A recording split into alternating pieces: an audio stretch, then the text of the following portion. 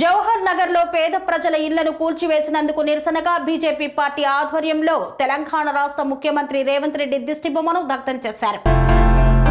జవహర్ నగర్ పేదల ఇండ్ల విషయంలో ప్రభుత్వం మరియు అధికారులు మానవతా దృక్పథంతో మెలగాలి. ఎన్నిసార్లు జ్యోతిబా పూలే ప్రజా దర్బార్లో, కలెక్టర్ ఆఫీస్ ప్రజా దర్బార్లో, మున్సిపల్ కార్పొరేషన్లో జవహర్ నగర్ ఇల్లు నిర్మించుకోవడానికి ఇంటి పర్మిషన్ ఇవ్వాలని వినతి పత్రాలు ఇచ్చినా స్పందించని కాంగ్రెస్ అధికార ప్రభుత్వం. బీజేపీ పార్టీ ఆధ్వర్యంలో పేదల ఇల్లు కూల్చివేతలకు నిరసనగా తెలంగాణ రాష్ట్ర ముఖ్యమంత్రి రేవంత్ రెడ్డి దిష్టిబొమ్మను దగ్ధం చేశారు. మేడ్చల్ కాంగ్రెస్ ఇన్ఛార్జ్ తోటకూర వజ్రేష్ యాదవ్, కాంగ్రెస్ నాయకులు వెంటనే ఈ కూల్చివేతలను ఆపివేయించాలి. పేదల జీవితాలతో చెలగాటం ఆడవద్దు. అధికారంలో ఉన్నవారు వెంటనే ఇంటి పర్మిషన్లు ఇప్పించాలి. జవహర్ నగర్ లో దాదాపు 35 సంవత్సరాల క్రితం కూలీ నాలీ చేసుకుని జీవనం కొనసాగించే నిరుపేదలు ప్రభుత్వ స్థలంలో పూరి గుడిసెలు నిర్మించుకొని నివసిస్తున్న క్రమంలో అప్పుడు కూడా ప్రభుత్వ అధికారులు ఇబ్బందులు పెడితే భారతీయ జనతా పార్టీ రాష్ట్ర నాయకత్వం పేదలకు అండగా ఉండి జవహర్ నగర్ లోని వివిధ బస్తీలను కాపాడి నిలబెట్టిందే. ఇది జగమెరిగిన సత్యం.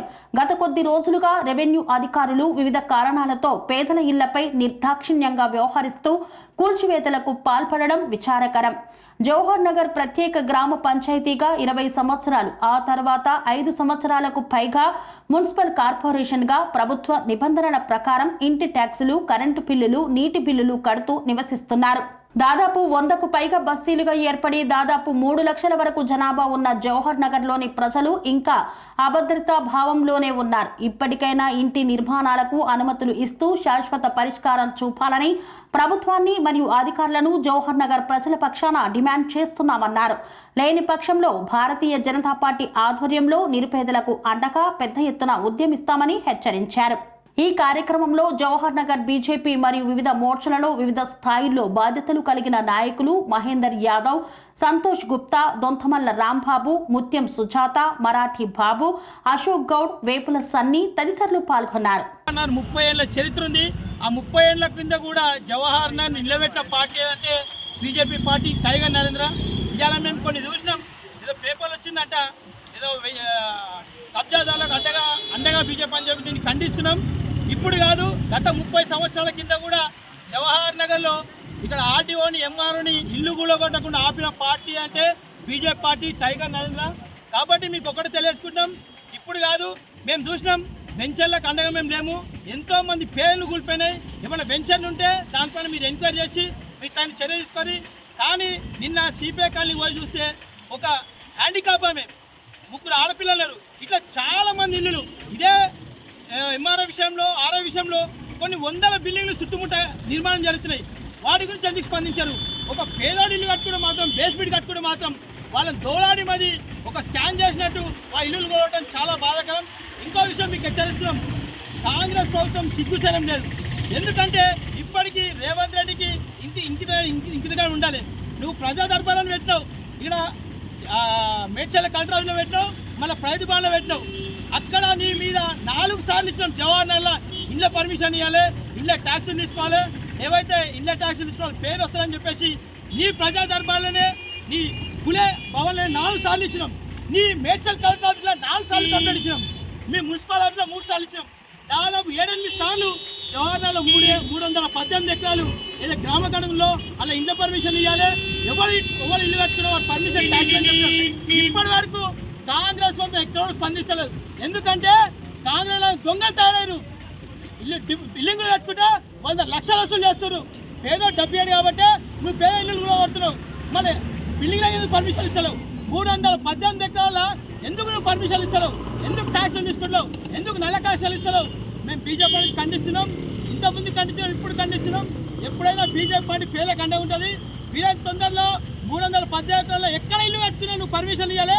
పర్మిషన్ ఇవ్వకుంటే ఇల్లు కూడా హక్కు నీకు లేదు. ఏవైతే వజ్రేష్ యాదవ్, నువ్వు మేడ్చల్కి ఇన్ఛార్జ్ ఉన్నావు, నువ్వు ఎమ్మెల్యే ఇల్లు ఉంటావు, నువ్వు ఎందుకు పేద గురించి నువ్వు ప్రశ్నించాలని అడుగుతున్నా. నీ కాంగ్రెస్ పార్టీ అధికారం ఉన్నప్పుడు నువ్వు తప్పకుండా పేదలకు పర్మిషన్ ఇప్పి ఇల్లు కట్టించినట్టు నువ్వు చూడాలి. లేకపోతే నెక్స్ట్ టైం నేను బీసీ లాగా చూడము, నిన్న యొక్క ఎలక్షన్ నేను నిలబెట్టామని కోరుకుంటున్నాం. జై బీజేపీ. నమస్కారం. గత కొద్ది రోజుల నుంచి జవహర్ నగర్లో అత్యంత నిరుపేదలు కూలీనాలి చేసుకొని బతికి జీవనం కొనసాగిస్తున్నటువంటి వాళ్ళు నివసించే బస్తీల్లో రెవెన్యూ అధికారులు ప్రభుత్వము నిరుపేదల ఇళ్ల మీద పడి వివిధ కారణాలతోని కూల్చివేయడం జరుగుతుంది. దీన్ని భారతీయ జనతా పార్టీగా మేము తీవ్రంగా ఖండిస్తున్నాం. ఎందుకంటే ఇక్కడ ఒక ఇల్లు కట్టుకో 20-30 సంవత్సరాల నుంచి ఇక్కడ నివాసం ఉంటున్న వాళ్ళకి ఎలాంటి పర్మిషన్లు ఇక్కడ లేవు. మరి పెద్ద పెద్ద బిల్డింగ్లు వెలుస్తున్నాయి ఇక్కడ, వాటి మీద ఎలాంటి చర్యలు లేవు. కానీ నిరుపేదల దగ్గరికి దిక్కుమొక్కు ఎవరికి చెప్పుకోవాలో తెలియని పరిస్థితిలో ఉన్నటువంటి వాళ్ళ మీద వాళ్ళ ప్రతాపం చూపిస్తూ నిన్న ఒక సంఘటన విదారకంగా జరిగినటువంటి సంఘటన, ఒక తల్లి భర్తలేడు పక్షావతం వచ్చి ఉంటే 3 పెళ్లి కానీ ఆడపిల్లలు ఉన్నటువంటి తల్లి గూడు చెదగొట్టిన చాలా దారుణమైన విషయం. తీవ్రంగా మేము భారతీయ జనతా పార్టీ తరఫున ఖండిస్తున్నాం. నిన్న మేము పరామర్శించడానికి వెళ్ళే క్రమంలో చాలా విషయాలు వెలుగులోకి వచ్చినాయి. కనీసం ఎవరికి చెప్పుకోవాలని స్థితిలో వాళ్ళు ఉంటే పక్క వాళ్ళకు తిండి అన్నం పెట్టే అసలు ఇచ్చి పరిస్థితి ఉన్నటువంటి క్రమంలో మేము వెళ్తే వాళ్ళు కాళ్ళ మీద పడి మరి ఏడుస్తున్నారు. వాళ్ళు ఎవరికి చెప్పుకోవాలో తెలియదు అన్నట్టుగా ఇలాంటి పరిస్థితులు ఎవరి మీద పెట్టే ఈ గవర్నమెంట్ ఎందుకు, ఈ ప్రభుత్వాలు ఎందుకు, ప్రజలకు న్యాయం చేయలేని ప్రభుత్వాలు ఎందుకు? ఏ అధికారైనా కూడా, ఏ ప్రభుత్వ అధికారైనా కూడా, ఏ గవర్నమెంట్ అయినా, ఏ రాజకీయ పార్టీ అయినా కూడా, మేమే కాదు దీనిపైన వివిధ రాజకీయ పార్టీ కూడా స్పందించాలి, మీడియా కూడా స్పందించాలి. ఆ తల్లి దగ్గరికి కవరేజ్ చేయడానికి మీడియా వాళ్ళకు కూడా ఎందుకో ఇది రాలేదు. దయచేసి మేము మీడియా కూడా విజ్ఞప్తి చేస్తున్నాం, ప్రభుత్వానికి విజ్ఞప్తి చేస్తున్నాం. ఒకటే, పేదల పైన ప్రతాపం చూపకండి. ఇది పేదల బస్తీ. ఇది అందరూ కూడా కూడగట్టుకొని కూలీనాలి చేసుకొని నిలబెట్టుకున్నటువంటి బస్తీ మీద ఒక నిజాం నిరంకుశ పాలన ఎట్లుందో మనకు తెలియదు. కానీ నిజంగా ఇవాళ వాళ్ళు దాన్ని తెలవని విధంగా ప్రవర్తన చేస్తున్నారు అధికారులు కానీ ఇక్కడ పాలకులు కానీ. దీన్ని మేము తీవ్రంగా ఖండిస్తున్నాం. రానున్న రోజుల్లో ప్రజా ఉద్యమం తీసుకొస్తాం దీనిపైన. తస్మాత్ జాగ్రత్త హెచ్చరిస్తున్నాం. ఈ సందర్భంగా పేదల జోలికి వస్తే ఊరుకునే ప్రసక్తి లేదు. భారత్ మాతాకి జై.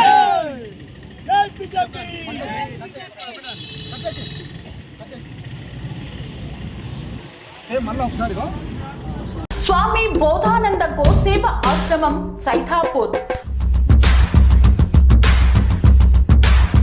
జ్యోతిష్యం, వాస్తుశాస్త్రం మన పూర్వీకులు మనకిచ్చిన వరం. దుర్గాదేవి, కాలభైరవ ఉపాసనతో వాక్సిద్ధి పొందిన శ్రీ శ్రీ బోధానందగిరి స్వామివారు మీకు ఎలాంటి సమస్యలున్నా, వాటిలో ముఖ్యంగా ధన నష్టం, ఆరోగ్య నష్టం, భార్యాభర్తల మధ్య గొడవలు, ప్రేమించుకున్న వారు దూరం అవడం, ఎన్ని సంబంధాలు వచ్చినా పెళ్లి ముడి పడకపోవడం, రోడ్డు ప్రమాదాలు, అప్పుల బాధలు, వ్యవసాయంలో నష్టాలు, పెద్దల మాట పిల్లలు వినకపోవడం, ఆరోగ్య శాంతి, గృహశాంతి, మనశ్శాంతి లేకపోవడం, ఇలాంటి సమస్యలు ఉన్నట్లయితే ఒక్కసారి స్వామీజీని కలవండి. మీ సమస్యలకు తగిన పరిష్కారాన్ని పొందండి. అంతేకాక అన్ని రకాల వ్యాధులకు గోపంచగవ్య మరియు మూలికా వైద్యం చేయబడును. నమ్మకంతో రండి, ఆయురారోగ్యాలతో వర్ధిల్లండి. మా అడ్రస్ స్వామి బోధానంద గోసేవ ఆశ్రమం సైథాపూర్, వీరభద్రస్వామి గుడి దగ్గర, యాదగిరిగుట్ట. సంప్రదించవలసిన నెంబర్ 9849213754 మరియు 9618034138.